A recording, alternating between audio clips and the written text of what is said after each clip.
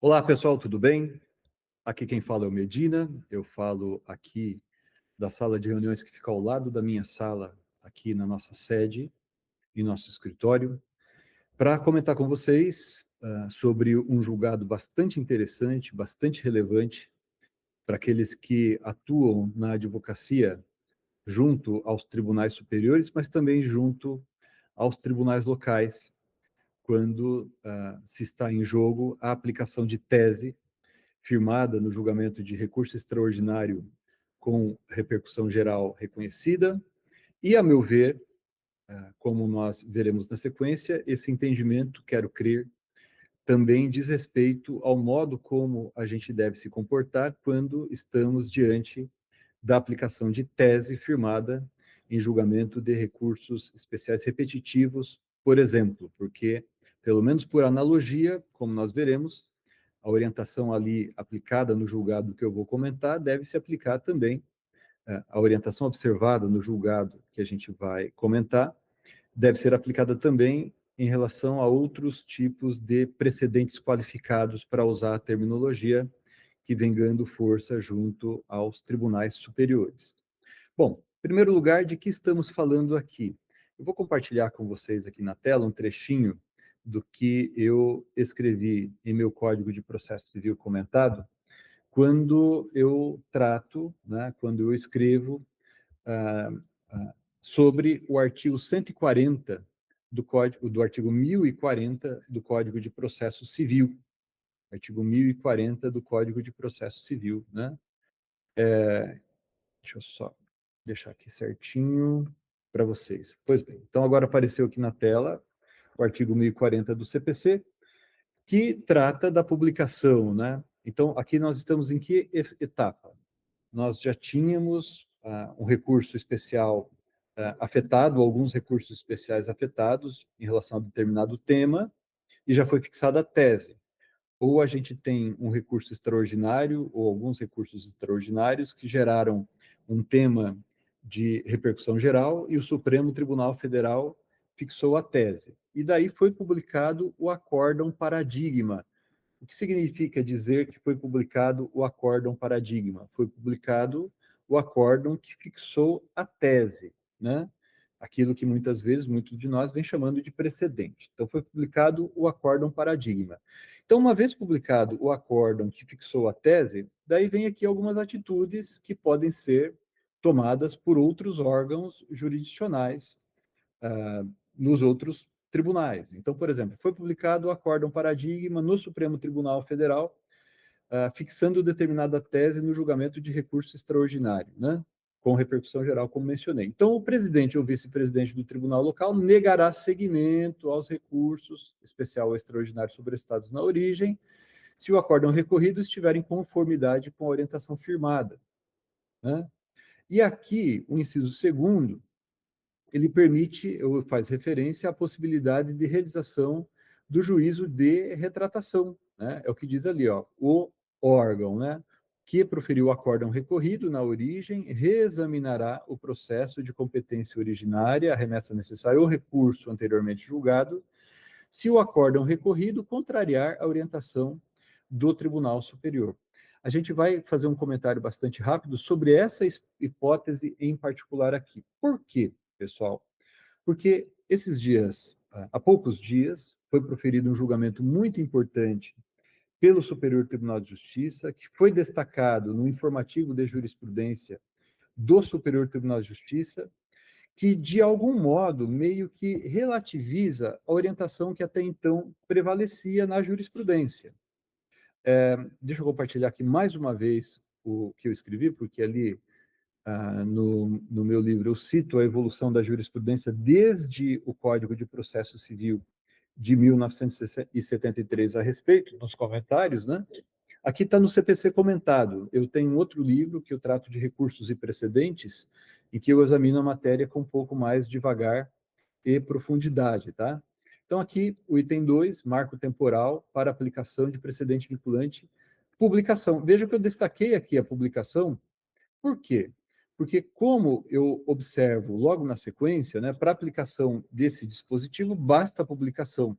E por que basta a publicação? Seja porque isso, a meu ver, decorre do artigo 1040 do Código de Processo Civil, seja porque isso também vai decorrer, como eu coloco aqui na frente, da redação do parágrafo 11 do artigo 1035 do Código de Processo Civil, que também faz menção à ideia de que eu não preciso ter a íntegra do acórdão publicado, sabe, todos os votos. A gente sabe que isso demora muito nos tribunais superiores, mas uma vez concluído o julgamento, na sessão de julgamento mesmo, se vocês conseguirem acompanhar o julgamento, seja ao vivo lá no Supremo ou no STJ, seja pelo canal desses tribunais na internet, vocês vão perceber que eles já anunciam a tese firmada, né?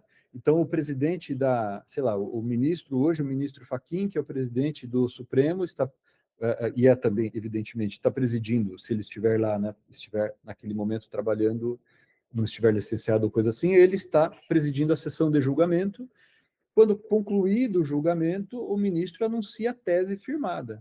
E o parágrafo 11 do artigo 1035 do CPC estabelece que a súmula da decisão, ou seja, o resumo, né, súmula é resumo, da decisão sobre a repercussão geral constará de ata, que será publicada em diário oficial e valerá como acórdão. Valerá como acórdão. Significa dizer que, para este propósito que estamos tratando aqui, né, aquele acórdão já foi publicado e isso dá ensejo à incidência do parágrafo do artigo 1040, caput, inciso 2º. Ou seja, o tribunal que houver proferido na instância local uma decisão que esteja em desconformidade com a tese firmada pelo Supremo, em princípio ele já pode exercer juízo de retratação. E já era nesse sentido a jurisprudência dos tribunais superiores, né? A orientação que prevalecia na jurisprudência dos tribunais superiores era nesse sentido.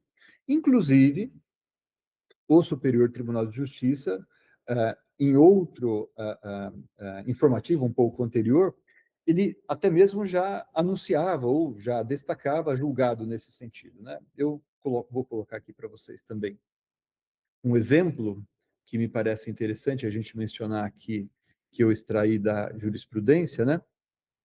Então vejam aqui esta decisão que está no informativo de jurisprudência número 782 de 2023, já faz algum tempinho, né?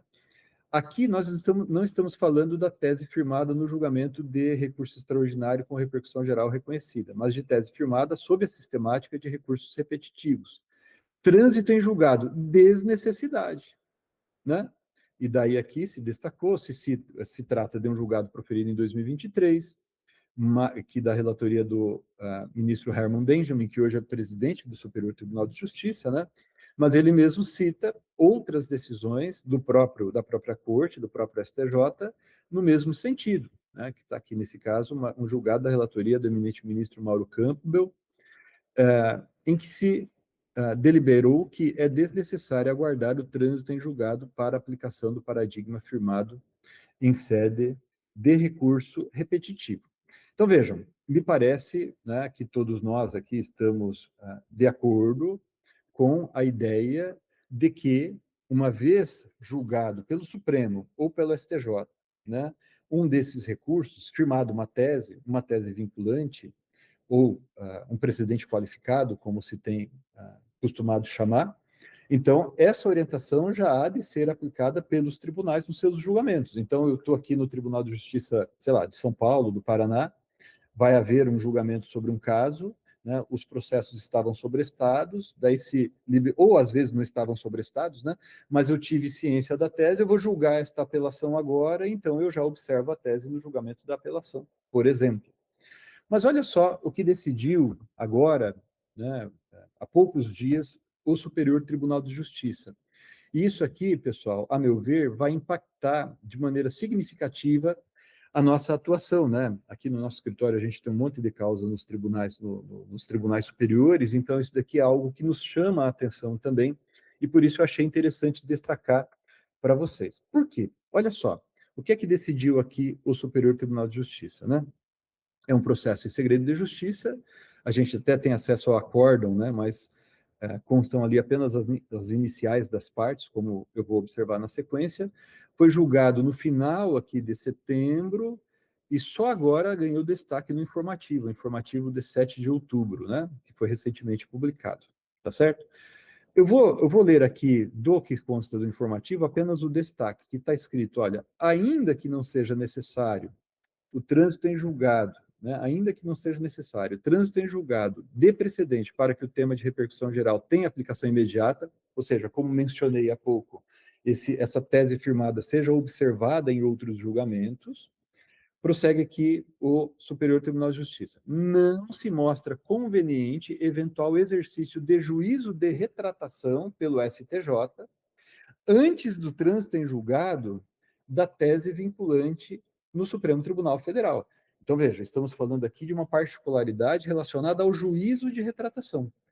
Mas vejam, percebam aqui que o STJ, ele excepciona, de certo modo, a regra que está no artigo 1040 do Código de Processo Civil, como a gente mencionou, né? Então, publicado o acórdão paradigma, como a gente acabou de ler ali há pouco, né? Há ali um comando para que os outros órgãos, outros tribunais, eles se adequem à tese firmada no acórdão paradigma. Mas o Superior Tribunal de Justiça, como vocês observam aqui, ele disse que não é conveniente, né?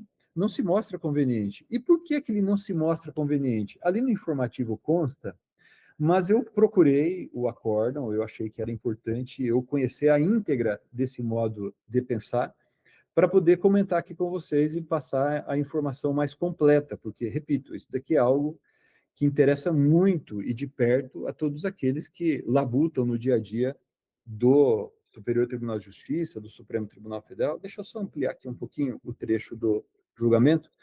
Então, esse aqui é o voto proferido naquele julgamento, né? Na verdade, é uma das decisões, como mencionei aqui, não consta o nome das partes, né? Consta aqui apenas iniciais, né? São processos que correm em segredo de justiça, e nesse caso aqui apenas iniciais das partes envolvidas, né? Se está aqui diante daquela tese que foi firmada, pessoal, pelo Supremo Tribunal Federal, no julgamento sobre o artigo 19 do Marco Civil da Internet, responsabilização dos provedores de internet por conteúdos de terceiros, etc. Né? Se isso seria constitucional, se não seria constitucional. Eu fiz um comentário sobre esse julgamento, né? Foi publicado nas nossas redes sociais. Eu vou tentar deixar no comentário, no comentário, né? Na descrição deste vídeo aqui, o link para acesso a esse julgamento para você, a esse comentário que eu fiz, a esse julgamento, para vocês compreenderem um pouco mais do que se decidiu ali. Mas vejam, o que me interessa destacar aqui para vocês, né? Olha só o que disse o relator, o ministro Salomão. Conforme assentado na decisão agravada, ainda não convém, que foi a decisão monocrática agravada, a aplicação dos temas 987 e 533 do Supremo, que dizem respeito, né, àquela questão relacionada ao Marco Civil da Internet, não obstante o julgamento dos leading cases, né? E aqui a explicação do ministro me chamou a atenção. Isso porque os acórdãos paradigmas, julgados por maioria, ou seja, não foi uma decisão unânime no Supremo Tribunal Federal, mesmo com a publicação, haverá a possibilidade do prazo recursal, de oposição de embargos de declaração e modificação ou modulação dos efeitos do que foi decidido. E explica aqui o ministro uma coisa que me pareceu bastante interessante, né? E que merece aqui o nosso cuidado, a nossa atenção, que foi o seguinte: ainda, diz ele, que não seja necessário o trânsito em julgado do precedente para que o tema de repercussão geral tenha aplicação imediata, né? Segundo entendo, diz ele, ao contrário do afirmado pela parte agravante, não mostra-se conveniente e consentâneo com a segurança jurídica e mesmo com a razoável duração do processo, dar tramitação ao processo para eventual exercício de juízo de retratação pelo STJ, seria mutatis mutandis ali o artigo 1040, né, inciso 2º, e também ali no contexto do artigo 1030, né, quando um recurso pende de admissibilidade no tribunal local, existe ali a possibilidade de a presidência ou vice-presidência, conforme o caso do tribunal local, determinar o retorno ou determinar a remessa do recurso especial, do recurso extraordinário para o órgão que julgou, que proferiu o acórdão recorrido, para que ele se retrate, né, também ali no contexto do artigo 1030, para eventual juízo de retratação pelo STJ, igualmente uma corte de precedentes, tal como o Supremo Tribunal Federal, antes de assegurar-se a consolidação da tese vinculante do Supremo Tribunal Federal.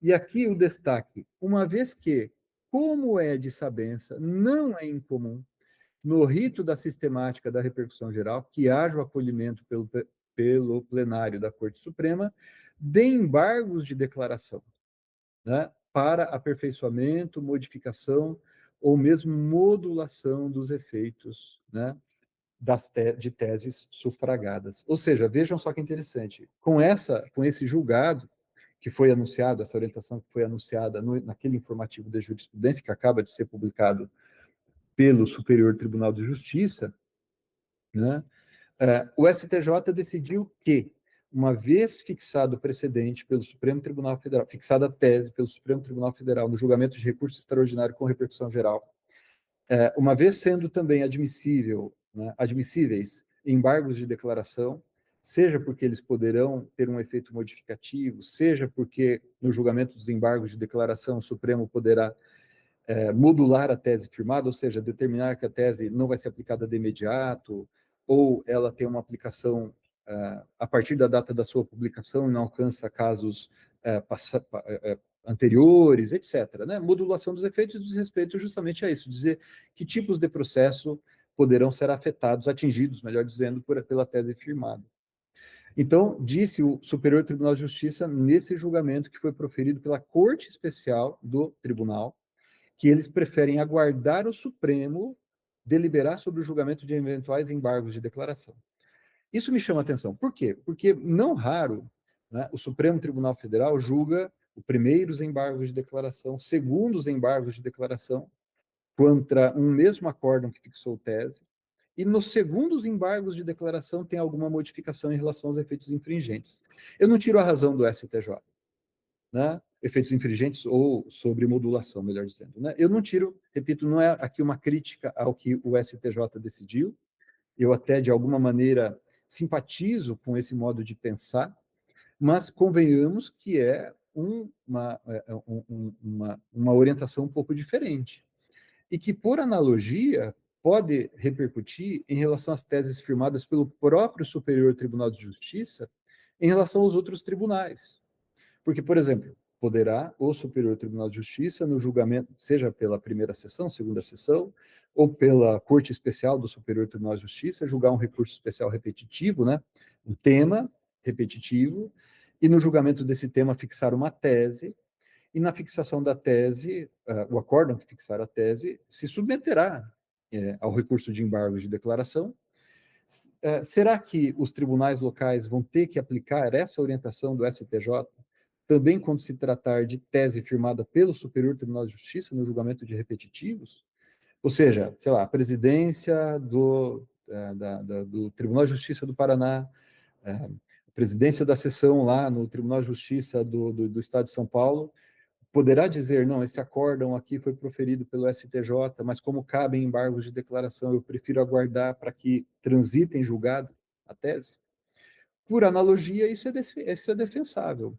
Mas isso não ficou claro, né? Essa decisão que foi proferida pelo Superior Tribunal de Justiça. E mais, será que o Supremo Tribunal Federal vai concordar com esse modo de pensar?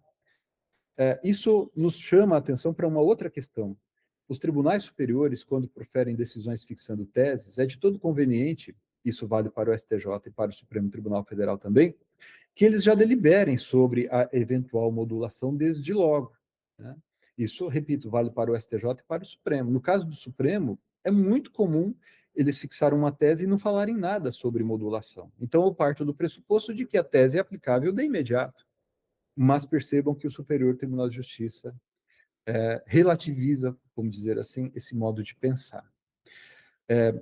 Eu, repito, simpatizo com o que decidiu o Superior Tribunal de Justiça nesse caso, mas também eu prefiro um pouco ali, olhando como advogado, sabe, em tantas causas que a gente tem nos tribunais superiores, eu prefiro aguardar um pouco para verificar como isso vai se consolidar, tanto no STJ quanto também no Supremo. E aqui no nosso caso, aqui no nosso escritório, a gente vai ter que analisar caso a caso para verificar qual atitude vai ser tomada, tá bom? Então fica aí o recado, eu espero que tenha sido bastante claro o que eu expliquei aqui para vocês. Se algo não tiver ficado tão claro assim, por favor, comente aí, né? Deixe a sua observação e eu procuro deixar mais claro num próximo vídeo, tá certo? Obrigado, pessoal. Um abraço e até a próxima.